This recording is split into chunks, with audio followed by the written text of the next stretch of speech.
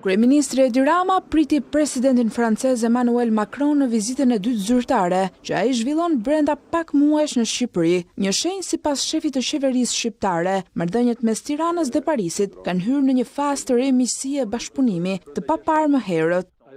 Shumë mirënjohje për këtë shtys të fortë nga ana e presidentit dhe Republikës Francës në marrëdhëniet me Shqipërinë, të cilat kanë hyrë në një fazë krejtësisht të re edhe të pa njohur më parë. Po ashtu kemi folur edhe për mbetjet, pasi në procesin e negociatave për antarësim, procesin e antarësimit në Bashkimin Evropian, ky është një kapitull shumë i rëndësishëm dhe këtu ne kemi shumë për të bërë. Kështu që nëse arrim të kemi deri në fund këtë bashkëpunim me ekselencën franceze, do jetë një vlerë e shtuar dhe do të fitojmë shumë.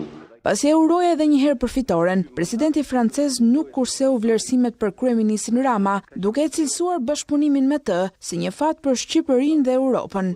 Për Macron, synimi i Ramës për të mbyllur negociatat e antarësimit brenda 2027 është një realitet.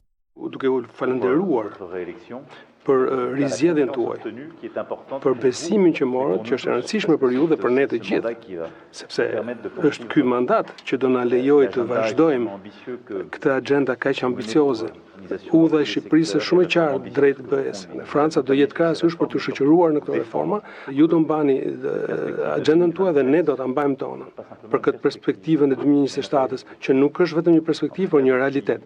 Presidenti Emmanuel Macron i është përgjigjur nga Tirana edhe kritikave të presidentes së Kosovës Vjosa Osmani, sipas së cilës BE po jep mesazhe të gabuara për rajonin ton, duke i hapur derën atyre që shkojnë në Moskë te Putini, teksa Kosova bllokohet.